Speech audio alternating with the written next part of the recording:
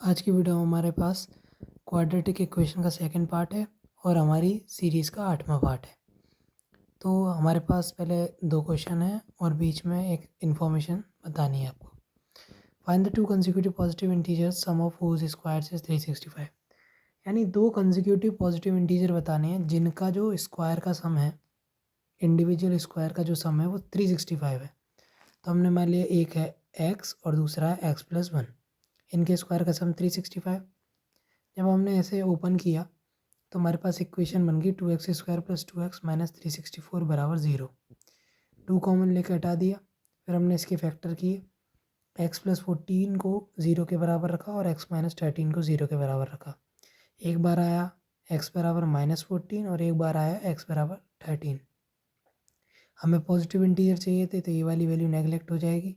यहाँ से 13 आई और दूसरी वैल्यू आई 14। 2 नंबर आ गए हमारे पास।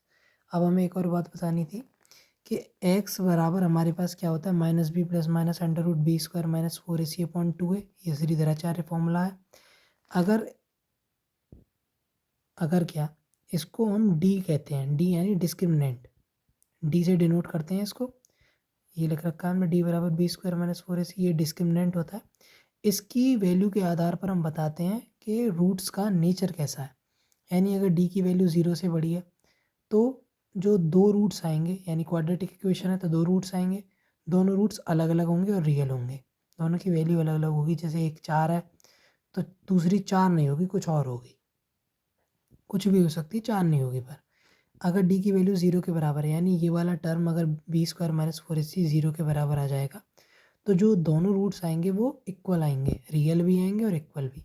इक्वल कैसे, अगर एक रूट्स एक दोनों में से एक रूट एक आया तो दूसरा भी एक ही आएगा। अगर d की वैल्यू 0 से छोटी है तो रियल रूट्स ही नहीं आएंगे, इमेजिनरी रूट्स आएंगे, कॉम्प्लेक्स नंबर्स आएंगे।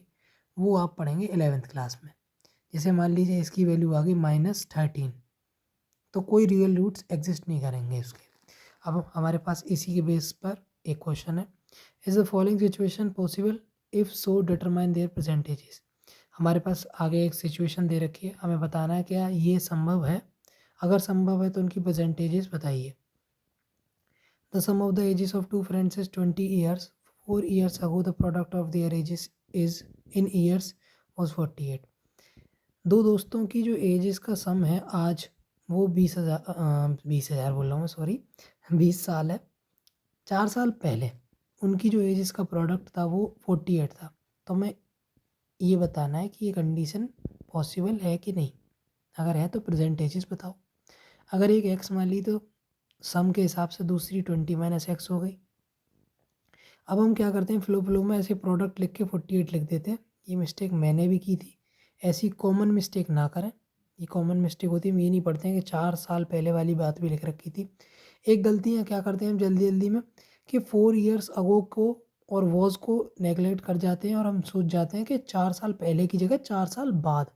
तो यहाँ पर x+4 की जगह x-4 की जगह x+4 कर देते हैं। ये गलतियाँ भी होती हैं इन क्वेश्चन में। तो एक 4 साल पहले था तो ये कंडीशन लगाकर प्रोडक्ट लिख दिया दोनों का, ये 48 के बराबर है। इसको सॉल्व किया, एक इक्वेशन बनी हमारे पास x² - 20x + 112 = 0। अब यहाँ पर स्टैंडर्ड इक्वेशन जो है ये x² + bx + c = 0 से कंपैरिजन किया। a की वैल्यू 1 आई, b की वैल्यू -20 आई और c की वैल्यू 112 आई। b² - 4ac निकाला तो वो 0 से छोटा आ रहा था और यहाँ पर एक बात लिख रखी थी कि अगर d 0 से छोटा है तो नो रियल रूट्स होंगे, तो कोई रियल रूट्स एग्जिस्ट नहीं करेंगे, तो इसकी वैल्यू नहीं निकाल सकते हम। तो मिलते हैं आपसे अगली वीडियो में, तब तक के लिए बहुत बहुत धन्यवाद।